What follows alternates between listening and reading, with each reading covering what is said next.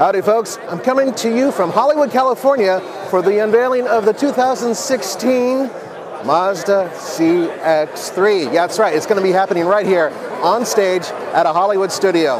Kind of dramatic. Stay tuned for that, it's coming up next.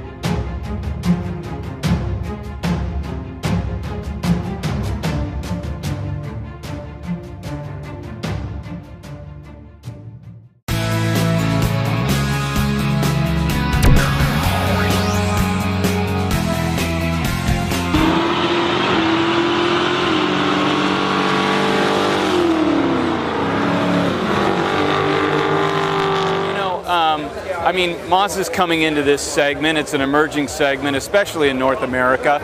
And this is kind of the newest product in the Mazda lineup. Of course, it's a completely new car for Mazda, and it's following directly on the heels of the new MX-5. So there's a family relationship, but I also think the car kind of stands alone in its own realm. If you want, we can walk down the side of the car. If you come around the front, first of all, you'll notice that for a crossover, the front of the car is actually quite low. And that creates a very sleek, dynamic look that we think will be fairly unique in the segment. And it's really kind of part of the Mazda DNA. And again, has a strong connection with the MX-5. That makes it kind of a unique part of the family. If you come down the side of the car, you'll see a very sleek, long fender that flows all the way through the body side into the back of the car. And that gives the car this unique cab rearward proportion, which is totally unique in the segment and something that we're really hoping helps this car kind of stand apart from the crowd. Here around the back of the car is again one of the key standout features.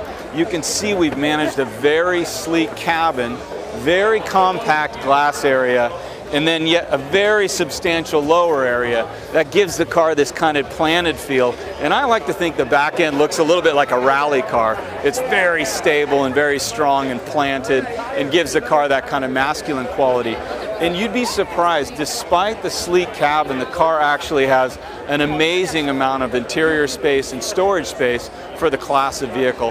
And again, we think that that's going to be the unique combination for the segment, this sleek, sporty, dynamic quality, but with a degree of functionality that's really going to set it apart in the class. It's interesting because the segment's so new, it's hard to really define what the competition is.